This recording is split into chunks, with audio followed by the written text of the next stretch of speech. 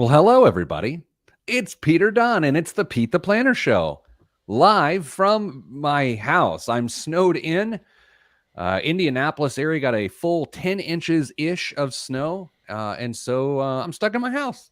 It's like COVID all over again. My kids are here e-learning. My wife is here. I'm drinking better coffee. I'm wearing sweatpants. I'm on the crystal clear fiber connection of my home internet provider. And joining me, as always, here on the show is Damian Dunn, always snowed in at his compound. Hello, Dame. Hello, Pete. Do you ever call your house a compound? I think there's acreage requirements before you can call it a compound, and I don't think we qualify. Dame, you were out there pushing snow this week, as they say. That's right. My upcoming podcast, Getting Plowed with Damien. So, Dame, can we talk at some point, maybe between segments, about pushing snow? I have a million questions. Yeah, I'd welcome that. I did shovel some snow. I would also like to note that Ted shoveled snow for the first time of significance because we just haven't had a lot of snow in the last few years, and he's now old enough to do it. And it kind of helped me out, and I appreciate it. And I was like, man, glad he's around. You don't have a snowblower? You want to hear a story? Several years ago, I bought a snowblower from Lowe's, and I bought it off the floor. It was already assembled. And so, I'm not a big machinery guy. I don't know if you... Okay. And so I bought some oil, some two-cycle oil, I think is what they say. And got it home, and I tested. I took the dipstick out, and I was like, doesn't seem like there's any oil in there. So I filled it with oil. I pulled to start it, and I overfilled it with oil. There was oil already in it. Completely seized it up, and it was dead, permanently dead on one pull start. So yeah, I had a snowblower. Did you take it back? I did take it back, and then I was like, you know what? That's not for me. Oh, anyway, so this week on the show, hello, everybody. Hello, Jeremy, Jeremiah, and Levi. Good day to you. Dame, this week on the show, we're going to talk about how often should you really look at your investment statements? Okay. We're also going to talk about major economic news as consumer trends are shifting back to experiences and buying less durable goods, which is super interesting because, as we will explain, theoretically, it could solve the inflation issue if that all works out perfectly. And by the way, it will not work out perfectly. And so much more. But even though I'm at my home and not the office, I have a lot to do, a lot of very important things. So we got to get through the show today. Probably even more than usual. Oh, you have no idea. I will note that since I'm at home, I ate a human lunch yesterday. I ate my peanut butter and jelly and Cheeto sandwich that I've been eating since I was a little kid. And we just happened to have some Trader Joe's brand Cheetos. And I feel like a kid every time I have it. And it's delicious, and I will not hear otherwise on that. The Cheetos really just throw me off in that whole recipe, I guess. I don't know. Not right. Well, I do appreciate that you're not hating the player and you are hating the game. You shouldn't hate the game until you try it. If you have any sort of cheese snack, a Dorito actually even works. When you're Levi, it's not gross. You're gross. Got him.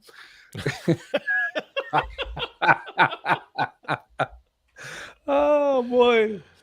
Oh man. Some of you, by the way, I'm gonna do a show and tell. So the podcast people, sorry, you're out. I took out two show and tells for us today. The first, for some of you, you might remember Alex, who used to be part of the Pete the Planner team years ago. He'd be on the podcast. Great dude. Just love Alex. Played college lacrosse, he was on our biz dev team. Every year he sends a holiday card of he and his dog. And I want to show this year's card because so Alex is also a photographer now. So it's just him, his dog. It just makes me laugh. Every year he sends it and it makes me happy. So there you go, podcasters. You didn't get anything. It's just a picture of a man in the back seat and his dog is driving. And the man has a beautiful mustache, as does the dog. Dave, do you view dogs have facial hair? I mean, like, does every dog have a beard and or mustache, or do you just like not account for the fact that they have fur on their face? Have you ever thought about this? No, I think they all have facial hair to some extent. Yeah, but what makes it a beard? I mean, I know this is a financial show, but sometimes there's topics that are harder hitting than money. I mean, I guess, when dogs start, they get older and their muzzle turns, white or gray, then it looks like they do have some facial hair. But no, it's not something I've really ever contemplated. All right, I am really going to get the real show and tell here. This is actually more impressive than Alex's mustache. Hold on. Okay. All right. So this is pretty intense. I think I've told you about this, but I don't think I've showed you. 2014, Grandpa Dunn passed away. My dad's dad. We've talked about him a lot on the show. This past year, 2021, Grandma Dunn passed away. And as they were cleaning out their house, after those things, those things, you clean out house and people get things. Here's what I received as a memory of my grandfather and my grandma. It is my grandfather's field binoculars from World War II. Nice. So, I mean, the people on the podcast are not seeing this. However, Damien, it's incredible. Like, it's in really good shape, first of all. I know I'm banging on the desk. So, podcast, you get to hear the percussion. Look at these field binoculars. Oh, wow. These were on the beach of Iwo Jima. Wow. And I'm handling them with my grubby hands, which had a Cheeto sandwich yesterday. But aren't those incredible? That's amazing. I know, like, I keep these at my desk and at my home office. It's just like, what? I will never personally have something attributed to me that is that interesting and cool, Yeah, that's a treasure. It is. Like, it's an emotional treasure. Jameson joins us from Texas. Jameson, I'm guessing that you guys have not figured out the power grid yet. No offense, but Dame, have you heard from you have a couple Austinites in your team. Are they getting lit up? They had some issues last night, sporadically, but they are A-okay this morning. Well, great. Okay, well, let's do some show. Levi does make a good point, even though I got him earlier. Levi says it's nuts to imagine what all has been seen through those glasses. Yeah, exactly. Jameson says, little cold here, and icy, but power strong. Oh, good. Okay. So, Dame, again, I'm on the road here at my house. So some of the equipment I use to make the show work, I'm going to be struggling a little bit today. So let's get after it. In 3, 2, oh boy, hold on. This is not going to go well. Hold on, everybody. Okay. Podcast, pipe down. Okay, this will work. Okay. Segment 1. Okay, here we go. Oh. 3, 2. This week on the Pete the Planner Show, we answer your money questions. Here's how the show works. You email us, askpete@petetheplanner.com. That's askpete@petetheplanner.com, and we will sometimes answer your question here on this very syndicated radio show and podcast. Joining you live from my palatial eighth of an acre in Carmel, Indiana, because, well, I'm snowed in. So I brought some equipment home. We're recording from our home. Damian Dunn, my co-host, always records from his northern Indiana compound. Hello, Dame. Hello, Pete. So here's what I can warn you about today. Sound quality could get weird. Number 2, my kids could make an appearance, or their sounds could make an appearance. And it is almost guaranteed that I will be distracted out the window by the handsome dad who lives down the street, who has been walking his dog briskly this morning. And he's just distracting, I'll be honest. Any chance for chipmunk appearances in the winter? I don't know how that works, how the ground squirrels handle 10 inches of snow. Dame, let's get to the show. Here's what we got this week. We are going to talk about how often should you actually look at your investments. I mean, it's a good topic, so we'll hit that. We're going to talk about how the economy is shifting and consumer habits may actually solve the inflation problems they theoretically caused, and so much more. Dame, how often do you look at your statement? The actual statement itself? Yeah. Okay. Yeah. Oh, that's a good question. Let's think of it this way. When you think of your investments, how often do you look at the total balance? Let's say Okay. it that way. Okay. Um, Probably way more often than I should. Ooh, really? Yeah. In good times and in bad? Yeah. Yeah. I'm a good time guy. I look all the time in the good time. In the bad time, I hibernate like a chipmunk under my porch. I Where are all these things hibernating, by the way? You know what Nobody I mean? knows. It's like you think it's like, well, okay, well, there's not like a bear in my yard. It's one of science's greatest mysteries. Might be. Um, I don't look during bad times. Now, here's the weird thing. I will look at the underlying assets individually, but I don't take into account the number of shares I have, Mm-hmm. and I don't aggregate that data into a balance during bad times. So that is to say, since the first week of January of 2022, I have not looked. Interesting. I I probably I probably check once a week would be my guess. Wow, why? I mean, this I is not judgmental. I'm just curious. Just cu- discussion amongst two balls. Curiosity. Honestly, I don't make any changes. Does it make I you feel a certain way? sure. When if things are going great, things are amazing. If things are going poorly, uh, I get frustrated.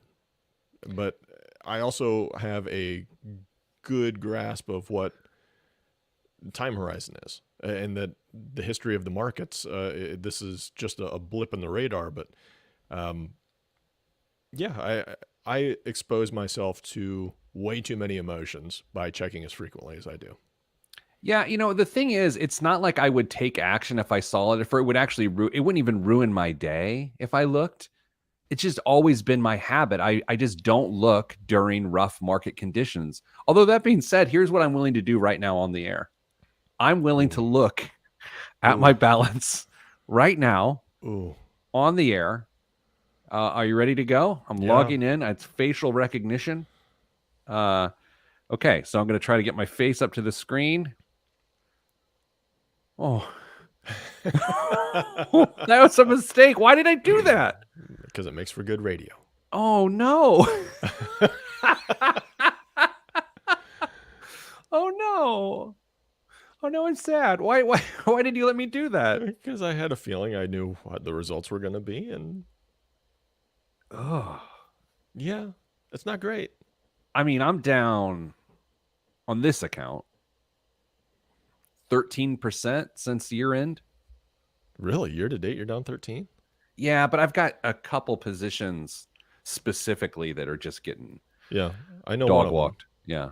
Uh, Uh, Go ahead. no. So I think the reason we're having this conversation is because too often people look with the idea that they're going to do something about it, right? I Yeah. think what both you and I agree with is that we're not going to do anything about it. We're just looking because we're curious. It's the same way you read the comments section. I have to note when I write a piece of media, is that a thing? If I write an article and I know it's not a hot take and it's people are going to like it, and there'll be good comments, I'll read the comments. But I've gotten to this point now where if it's a little bit of a hot take or it's a controversial topic, I won't read the comments because I don't want people to yuck my yum. It's sort of the same way I feel about looking at my portfolio. Yeah, I mean, there's only a few options that you're going to have when you look at your portfolio, whether it's in good times or bad times. You're going to do nothing, which is almost always the right answer.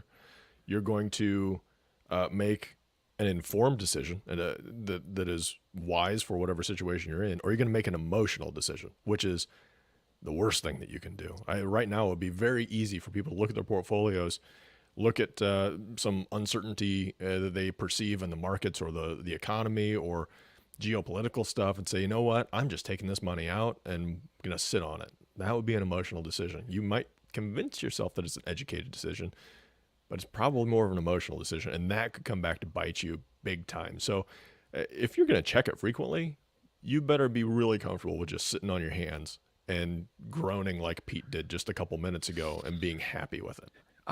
Do you distinguish between the different accounts you have as to whether or not you would even consider taking action? For instance, if I look at my 401k right now, which I didn't, I just looked at an old IRA, which has got individual equities in it. Mm-hmm. But if I looked at my 401k, I don't know if I would care as much, and I wouldn't feel at all tempted to do anything. But I look at this, it's not that I want to prevent myself from losing money. I look at this and I think, okay, does it make sense to free up some cash and buy something since a lot of things are down? So, but I don't think that way with my 401k. Does that happen for you? Do you, when you look at your balances, do you view sort of them differently? Yeah, I kind of go with just overall purpose. If it's retirement, it's got to be a really good reason to make changes going forward, whether it's a change in philosophy or the individual investments aren't doing well or they need to be changed out or I don't like them now for some reason or my investment advisor doesn't like them for some reason. But if it's a play money account, whatever you want to call it, just something where like my Robinhood account, it's been well publicized, my Robinhood account. Sorry. I do whatever I want in there because Ooh. I don't have any real goals for that account other than to try and figure out how different things work and track things a little bit. And I don't know, it was opening the Robinhood account a mistake? Who's to say? But it's just how I view it. Yeah, it's interesting sometimes. I've just discovered this personality quirk about myself. Maybe everyone has it.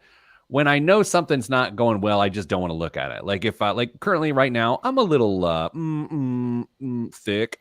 Like I'm eating foods. I'm a little heavy right now, but I'm not stepping on the scale. The market's killing my portfolio right now, and other than just 5 minutes ago, I don't really look. If I've got a piece of media out there that people are beating up, I don't take joy in people killing it.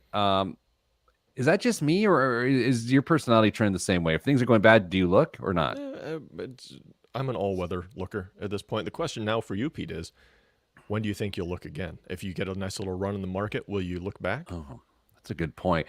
I'm not going to look on the scale, bathroom scale, until I get like the flu or something.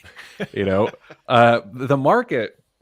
Well, I'll be honest. One of my positions that we've talked about before is Amazon, and it got killed yesterday. But then earnings came out post market, and it was up like 14% overnight. So I looked. I mean, but again, I look at individual equities. I just never look at balances. Coming up after the break, Wall Street Journal had an article this week about trends in consumerism. We're going to talk about those trends and how it could actually solve the inflation crisis in our country. That's next. I'm Pete the Planner. How was that? Oh, Levi just looked. He's down 11% for the year. Yeah. Dave, can you look real quick what the S&P is down for the year? 5, almost 6. Okay. Jeez, you had that available? I just pulled up our picks for the year. Since I knew Amazon was one of yours and it made a big run, I'd like to tell you that I am now thrashing you in the losers category. Okay, so yeah, let's go through them. Winners, Pete picked Cushman Wakefield. Yeah. Down 5.2% for the year. I picked a total cheating pick of Berkshire Hathaway, up 4.9% for the year. So I'm winning there. Losers, Pete picked Amazon, which I don't know why you did that, man. I mean, that's like just, I guess, salvaging some of your own pain if they do go down. So down 6.8% now for the year. They made a big comeback overnight. Yep. As you said, pick Twitter. Down almost 17% for the year. What's Facebook down for the year? Can you look over? A bunch after yesterday. I don't have it. I mean, we are broadcasting right now on Facebook, and I'm or Meta or whatever it is. I don't have like super hot takes on Facebook. I have to admit, I enjoy using Instagram, which is a Facebook product. I like streaming the show on Facebook, but I don't get sort of general pleasure from Facebook. Down almost 31% year to date. Oh, man. It was the biggest one-day decline in market history yesterday for an individual company. Someone just asked in the comments, and I'm going to butcher the pronunciation of your name, so my apologies. It could just be Michael. Could be Mikhail. I don't know. Yeah. What do you think? I'm sorry. Michael.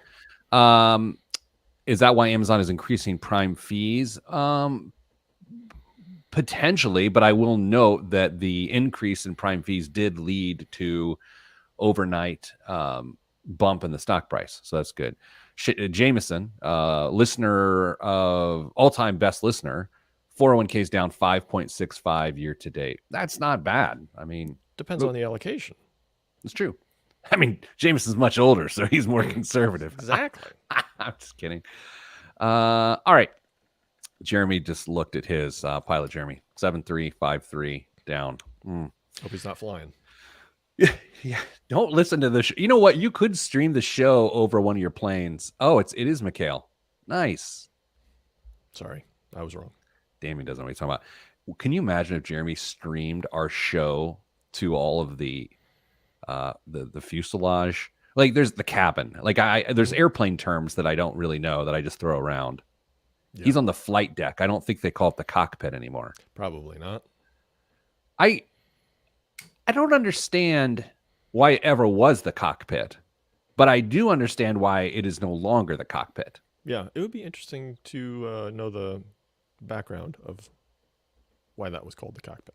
No, did you ever know in the plumbing world, there's a lot of sort of sexualized plumbing terms that are just very acceptable within the plumbing world? I guess I never really put two and two together, but I'm thinking of the very limited plumbing vocabulary I have, and that doesn't. It makes sense. Like there's nipples are a big Mhm. part of the plumbing business. Ball cocks. Mm-hmm. Yeah. Corky flapper isn't sexual, but it's a funny term. That's a good one. Yeah. I don't know. I remember when Mrs. Planter and I were dating in college, and I worked at my parents' plumbing shop, and not that I would go to her house for dinner with her parents and talk about the nipple trays I put together at the plumbing shop, but I don't know how it came up, but she was just shocked to learn of all the sexualized terms in the plumbing business. Anyway, Dame, between the next segment, I want to hear about you pushing snow because I have a lot of questions. I'm ready to field all of them. All right, Dame, let's no cough button here today. I don't actually have a cough button at work. You have a mute button on your screen. Shh. Okay. Quiet. Okay. That's what a mute button does. Shh. In 3. Oh, nope. Yep. And 2, 1. Back on the Pete the Planner show. Dame, the Wall Street Journal, which I read 1 to 2 columns per month because I don't have a subscription. Can I tell you something before we get to going too far on this? I have tried to subscribe online to the Wall Street Journal at least 4 times, but I can't do it. It won't let me. Like, I'm not kidding. It literally, like, there's something broken in their process. I've tried months apart. I want to get the Wall Street Journal. I cannot subscribe to the Wall Street Journal. Is it the email address you're using? I don't know. No, I've tried different emails. I used my normal one, and then I used my personal one. I've used different computers. I've used different browsers. I can't subscribe to the Wall Street Journal. They're withholding their Wall Street information from me. Tell you what, I'll subscribe to the Wall Street Journal on your behalf, and then I'll just submit it as an expense. I don't like the way this is going. Dame, goods, including non-durable goods such as food and clothing, and durable goods such as cars and appliances, average 31% of total personal consumption in the 2 years before the pandemic. Okay, so if you think for a moment of how much people buy, 31% of that was based on these two types of goods. Non-durable, sort of you think of them as disposable, if you would, or durable, such as cars and appliances, things that have a longer shelf life to them. That soared to 36% of consumption, 31% to 36% in March and April of 2021. And this was right before COVID-19 vaccines became readily available. But since then, they've steadily dropped as people are saying, I'm vaxxed and ready to party. I want to go out in the world. So, Dame, the question that we're going to explore right now is, one, do we think this trend of spending less on goods and more on experiences is going to last for a while? And the bigger question is, could this really solve the inflation challenges we have in our economy right now? So I will take it to you. Where shall we begin this conversation? Let's start with the trend of moving from stuff to experiences. Let's start with the qualitative, anecdotal analysis of this. Dame, are you buying more experiences or stuff in your personal life right now? This is a conversation that my Mrs. Planner and I have had frequently, but even recently it's really started to put into effect. We've um, really decided to focus on experiential stuff rather than goods. We've got too much stuff as it is, and it's interesting for a little while, and then you lose interest, and it just takes up space in your house. And uh, if you're trying to simplify things and take some of that clutter out of your life, whether that's physical clutter or mental clutter or just overall, just making it feel like you're getting closed in on, man, we stop buying stuff. Start putting that money to a different sort of use. Go build some memories, but you can't put a price on the memories, right, Pete? Uh, but yeah, we're going to goods. My daughter recently just had a birthday, and we asked her if she would like to make this a more experience based birthday, and she said absolutely. So we did a couple nice things for her and some of her friends, and it was great. I don't think she will ever regret having that day versus getting some new clothes to wear and grow out of and get rid of. For Christmas this year, we always buy like a sort of a, I don't know, more substantial joint gift for the kids. And this year, I'm at my home office today, so a visual on the radio and the podcast is not good. But we wrapped up this piece of paper that said, choose your own adventure mini vacation, Mm-hmm. any city in Illinois, Michigan, Ohio, or Kentucky, because we're like, okay, we could spend, it doesn't really matter. Let's say $300, $1,000 on some joint gift.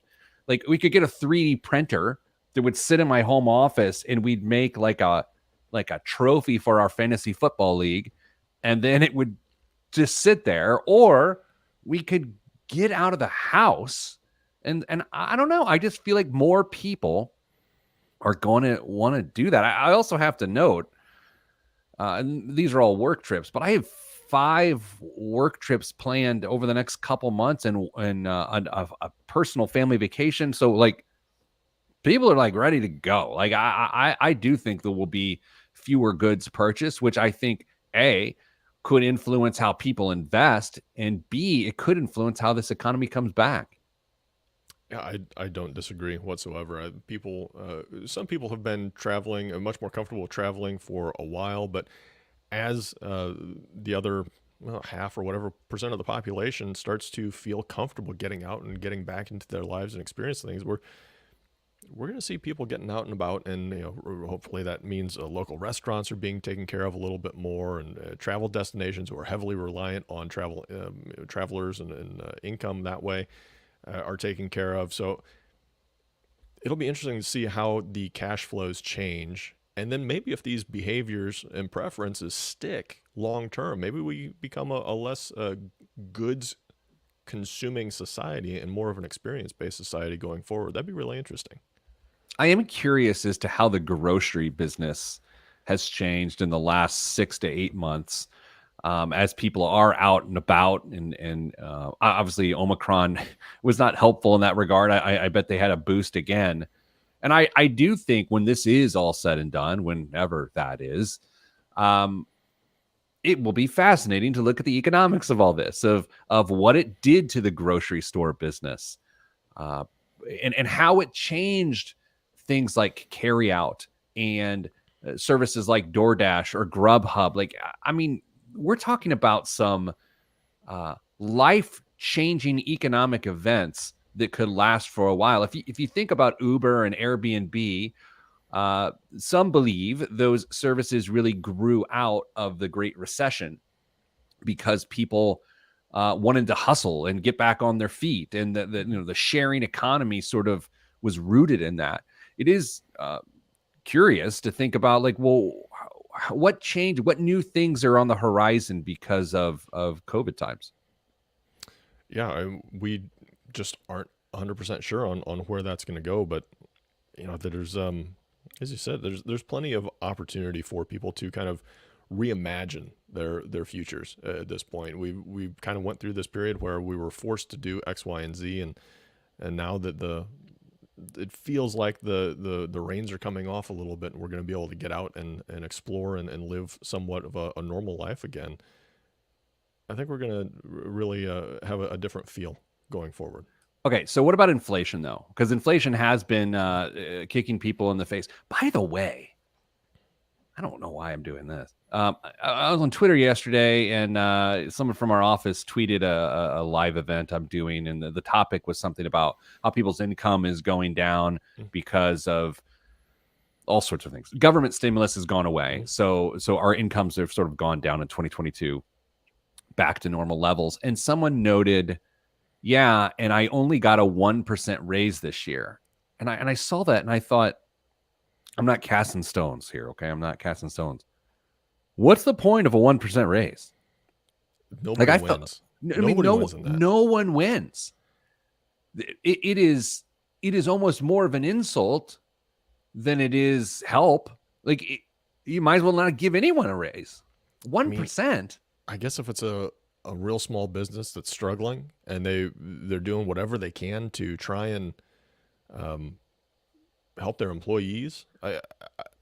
With 7% inflation, 1% raise, man. I know. I'm not saying it's comfortable for anybody, either the company giving it to them or the employee receiving it. But yeah, I know that in our executive meetings, we made a decision to adjust what our typical cost of living adjustment was here for 2022. I do feel like I'm casting stones at the people that gave a 1% raise. My apologies. I don't know your circumstances. Coming up after the break, more of the Pete the Planner Show right here on, wherever you're listening. Yeah, okay, so this is interesting. Nick says his employer has done $1,000 bonus payment instead for exactly the same reason. Yeah, sometimes by just saying, look, here's $1,000 as opposed to I'm going to take $1,000 split over 26 paychecks. It's just better to give someone $1,000. Yeah. Maybe. I mean, we're just spitballing, but yeah. Dame, it looks like we're going to that email, buddy. Okay. But first, a little segment I like to call Pushing Snow with Dame. Dame, last week on the show, we learned you do, in fact, have a pick-em-up truck. I do.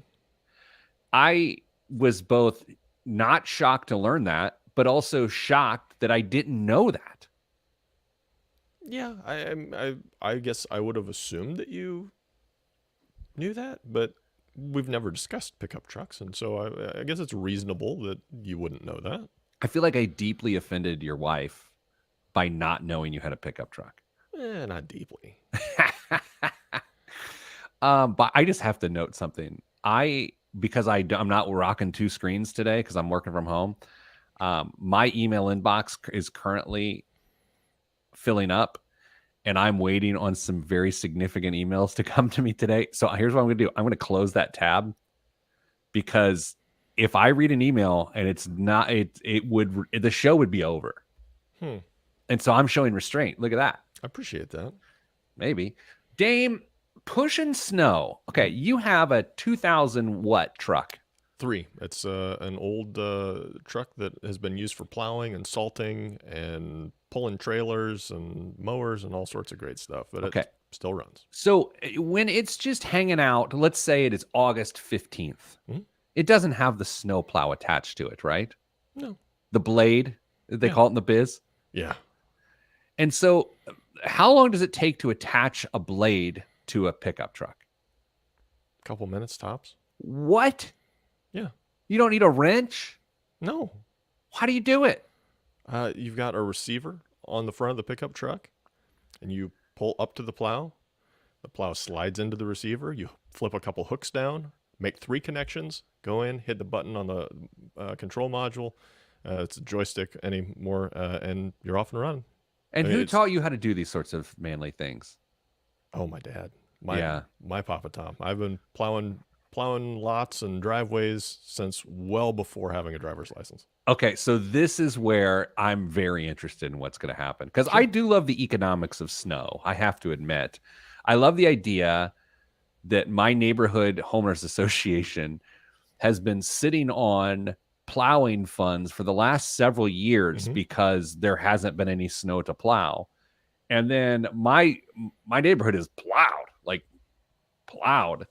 And I also wonder where have all those funds gone over the last few years, but that's neither here nor there. I don't ask to audit those statements. Um, when you push snow, Dame, Mhm. does it have an economic impact on you? Not anymore. I mean, Okay. I pay for gas, and gas mileage while plowing is laughable. Oh, Oh yeah, aerodynamics. just you're carrying an extra, 600 pounds of weight, and you are stopping and starting and using a lot of accelerator to get things started. It's back and forth and stop, and it's tough on the old gas mileage. What do you said you pushed snow this week? What did you just push your driveway? My driveway, my mom's, and my in-laws. Wow. And but nothing else. No, I mean I've maybe dropped in and plowed so that other people's driveways just as a courtesy every once in a while if I know they could use a little bit of help and I don't want them out doing their own driveway. So How much did you charge your mom this year? 0. Could you do my driveway next time? Sure, there'll be a fee associated with it. All right, let's get back to the show. Dame, let me pull up this email you sent me. I would probably have to stop and fill up the truck with gas on the way down. What else do you want to tell us about pushing snow before we move on? It's a lot of fun the first night you do it. After that, it loses its luster really quick. So I have a concern. Aren't you just terrified of damaging things with the big plow? You get over it. We get over what? You get over your fear, or you get over the fact that you are going to damage things, and it's just part of it. Um, if you do it professionally, if you do it to make money, you will most likely damage something. Whether it's something that you hit, something that hits you because they weren't paying attention, or you have a mechanical breakdown in one way, shape, or form. And if you do that, your plowing season, you're hoping to break even, usually, if you have a major mechanical malfunction. Other than that, I mean, you become one with the truck and the plow, Pete, and you know where it's going and where you're pushing and how much you can slide. It's a beautiful thing, Pete. All right, we're moving on. All right, 3, 2, 1. Back on the Pete the Planner show. If you missed us during the break, well, it's because on the radio they play ads and things that help support the show. But we were talking about the business of snow plowing. Damien has a blade that he puts on front of his truck and plows things, and that's a good time.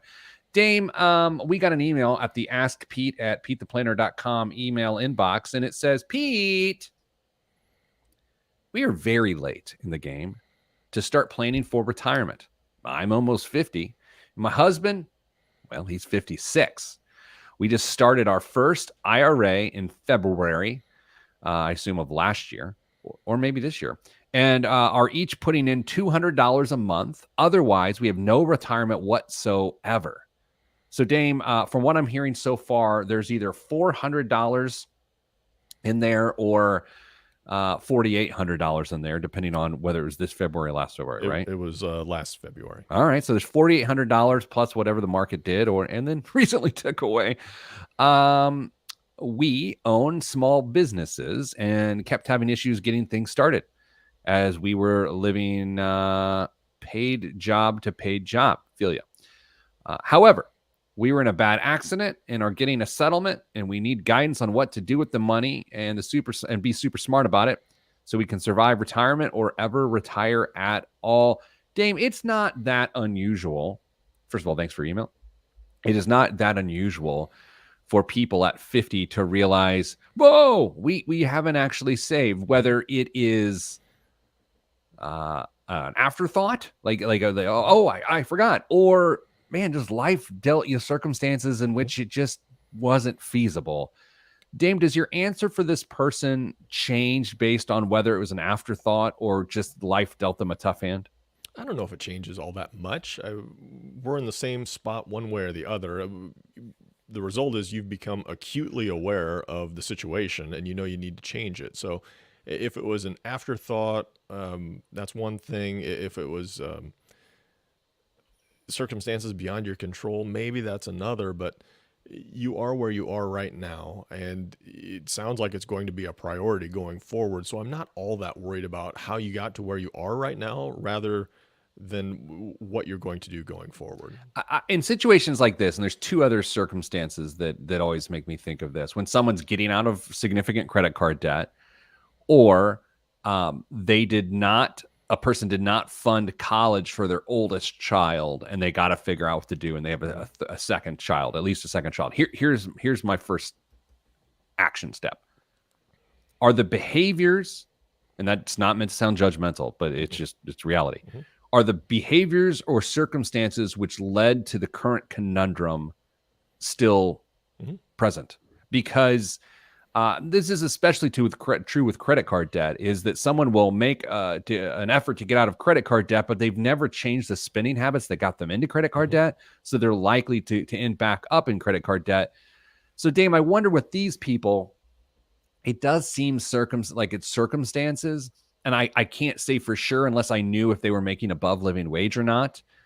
But at the same time, we are all dealt some level of resources, and we have to be resourceful with those resources in all respects.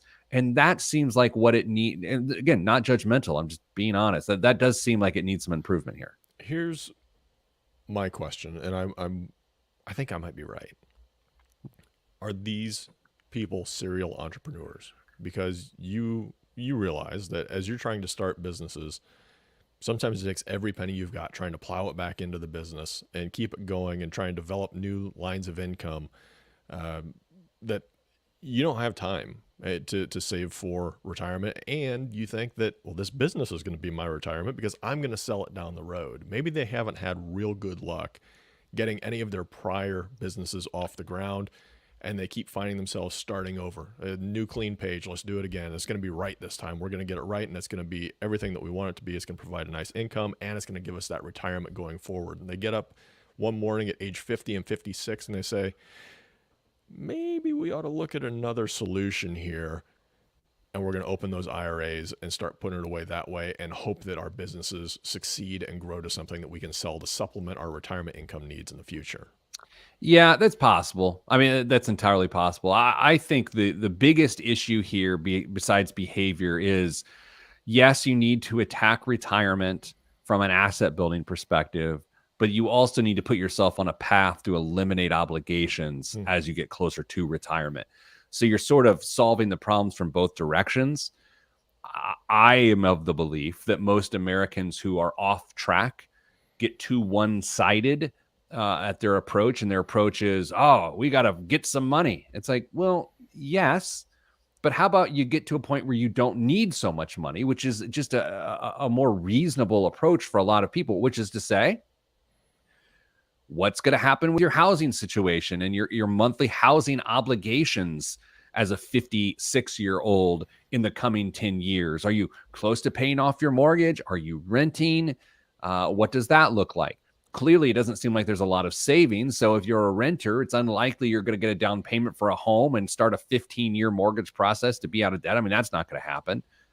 So that's one place to start. I would also note, Dame, depending on their income level, and this gets super weird and arguably condescending, if it's low enough, it's actually better because Social Security, if they've worked enough quarters, will satisfy those obligations, as opposed to a person who makes six figures who is behind the eight ball, because there's no way you'll have the income replacement mechanism of Social Security.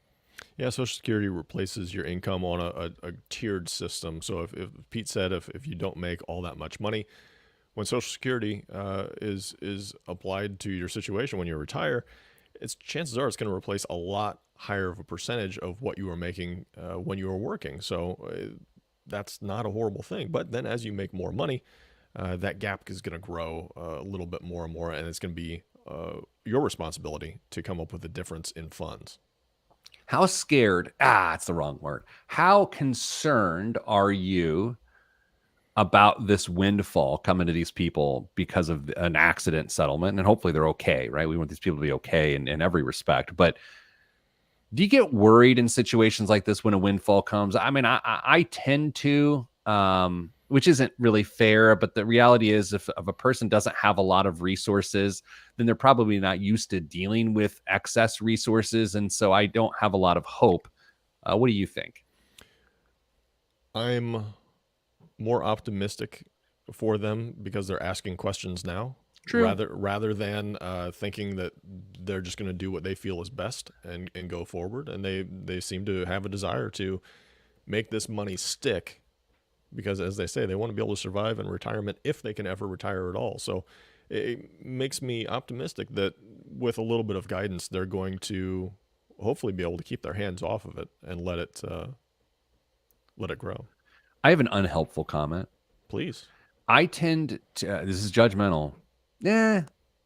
I tend to find that people who have not had access to a lot of resources, which is a very relative term, when they do come upon a lot of resources, they overestimate those resources' ability to serve them because they don't have experience to know what $300,000 can do, or what $100,000 can do, or $1,000,000 can do.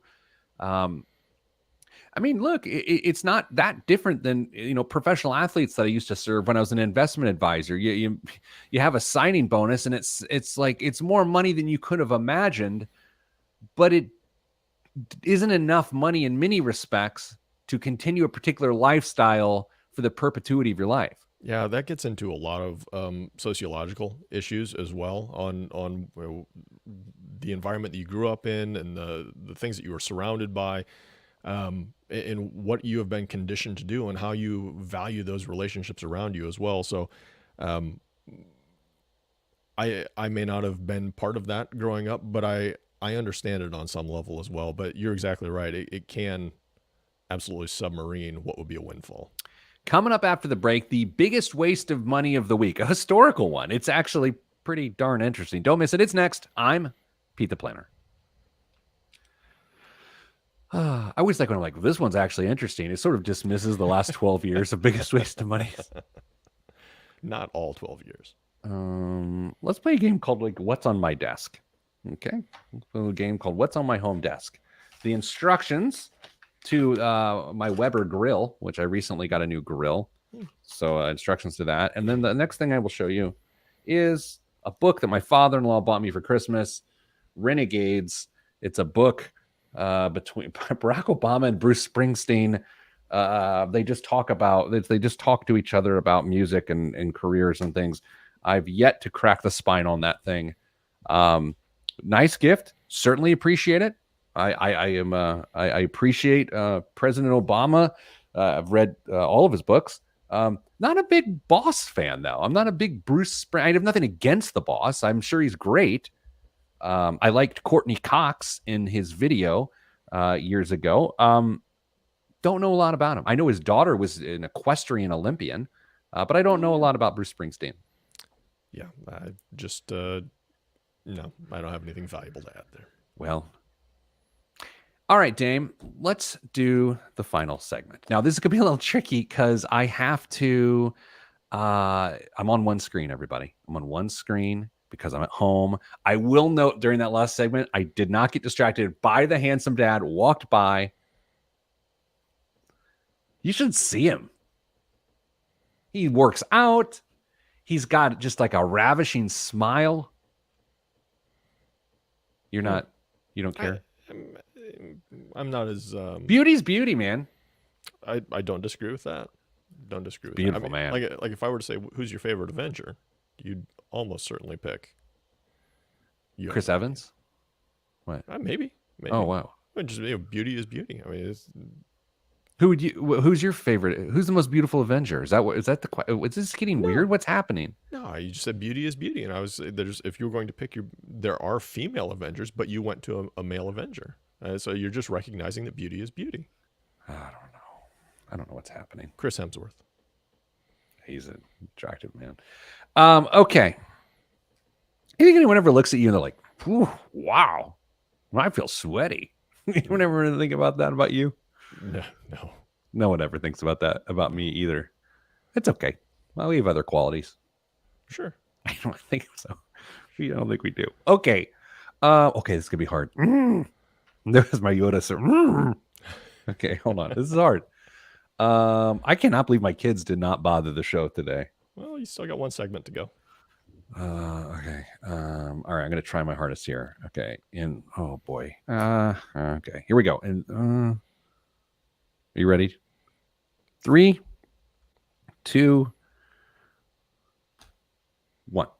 This week's biggest waste of money of the week, right here on the Pete the Planner Show, is John Wilkes Booth's swagger stick. On April 14th, 1865, John Wilkes Booth shot and killed President Abraham Lincoln at Ford's Theater in Washington, D.C. When described on the day of the assassination, witnesses said he held the reins of his gallant steed gathered firmly in his left hand, while in his right hand he carried a gold-mounted whip, seemingly more for ornament than use. The item alleged is the actor's ornate swagger stick. The 20, I shortened him 8 inches. The 28-inch cane features a, can you imagine walking on a 20-inch cane? He'd be hunched over.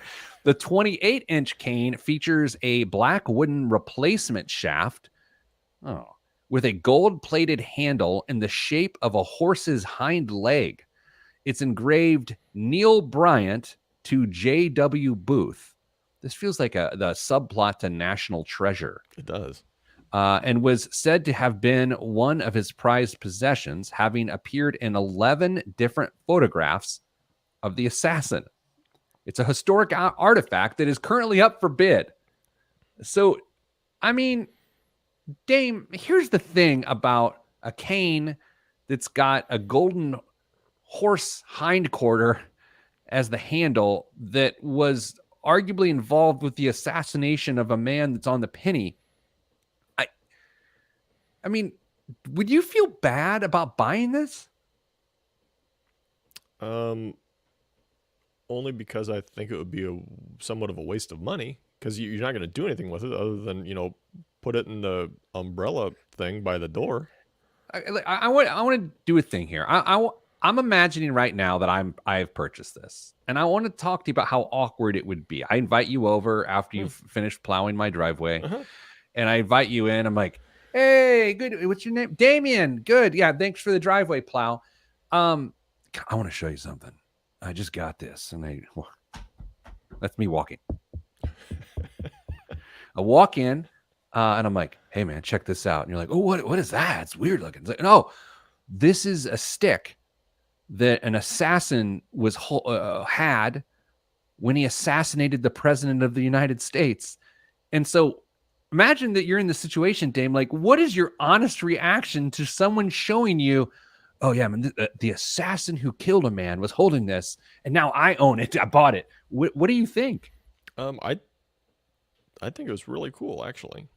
I mean, it's interesting, but it feels pretty macabre. It's like, totally. Right? Like, I'm not into the macabre, so that's why the $50,000 starting bid is something I probably won't liquidate my depressed 401k to get into. Pete, we work with somebody who would love this.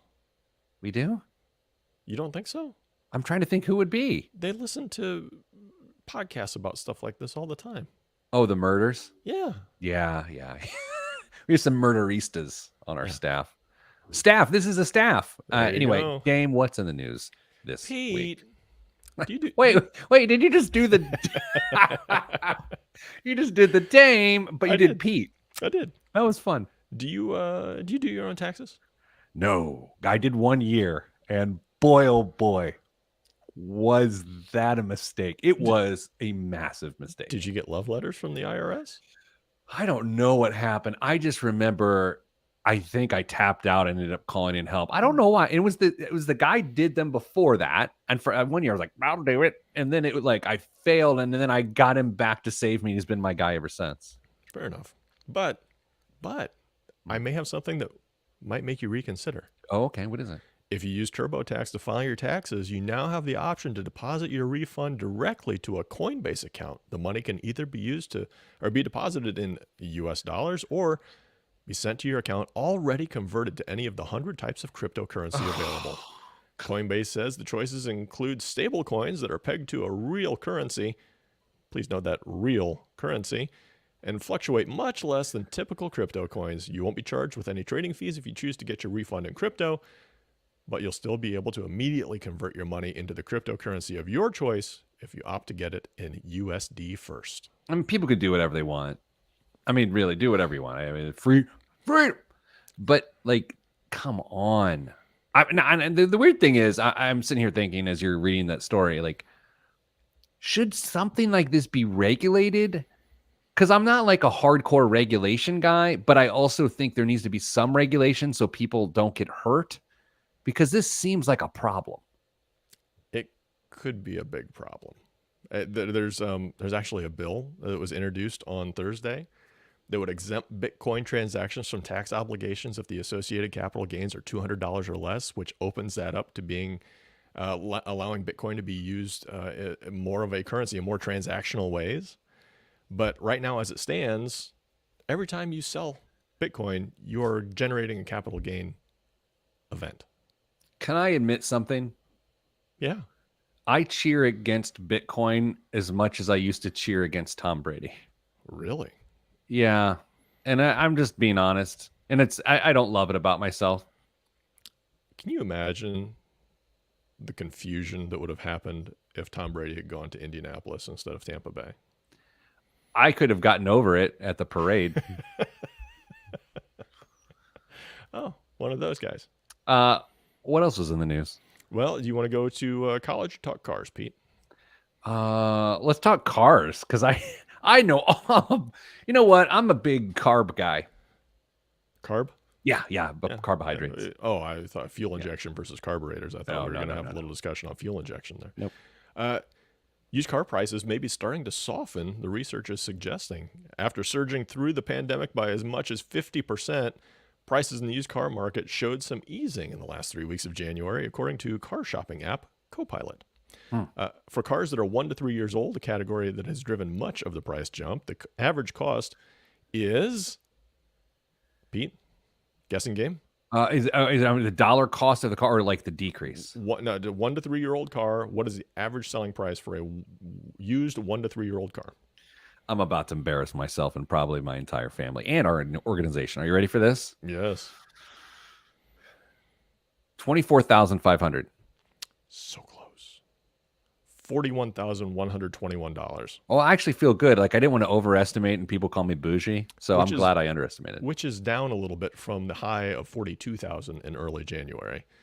Wow. The price of 2019 models have slid by 2.5%, while 2020 vehicles are down 4.4%. At the same time, dealer inventories have risen by 15% for 2019 cars and 22% for 2020 models. Older used cars average, you want to guess older used cars prices? 4 to 7 years old?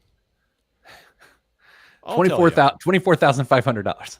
$31,046, up almost 50% from $20,757 before the pandemic.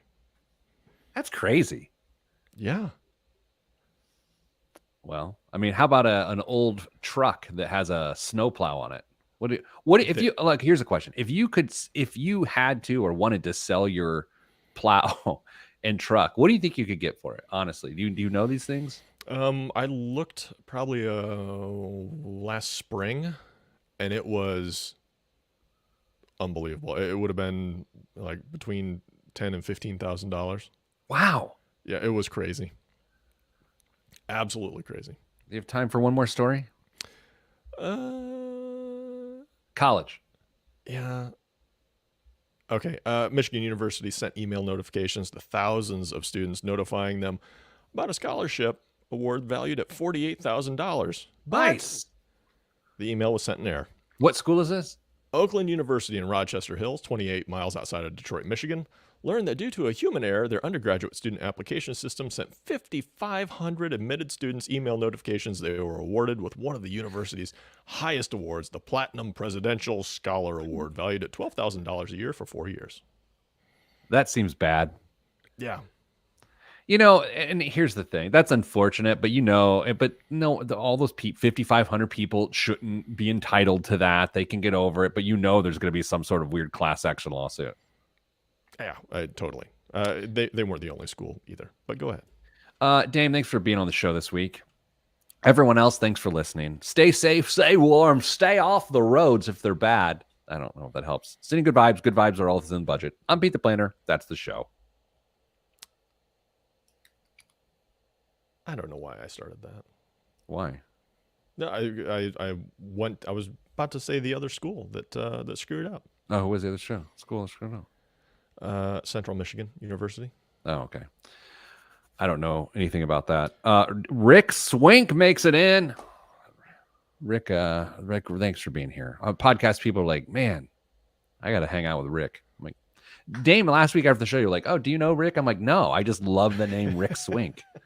I might know Rick. Rick, maybe we know each other. I have a terrible memory, but I'll just say this. I love the name Rick Swink, and I'm in. There you go. So, Dame, anything else you want to add? Because I have to go. I have a lot of important things. My email inbox is filling up. And I'll tell you this. As soon as we get off the air, and depending on what the email says, I may be shooting you with Slack one way or the other. Do you want to see if the email's there? No. I don't. No, sirree. I don't. Okay.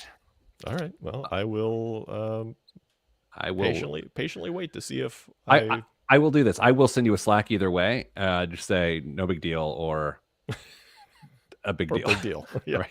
Yeah. Guys, I'm going to be on American Idol. That's it. It's not. That would be a big deal. I don't think so. I mean, whatever. I think Clay Aiken's running for some political office, though, for what it's worth. He's ran previously. Yes. Was it North Carolina that he's in? Maybe previously. I think he ran for House of Representatives, if I remember correctly. Yeah, I mean, if Clay can take the heat. I mean, they get stuck in a kiln. Right. Okay, good day. Stay getting money.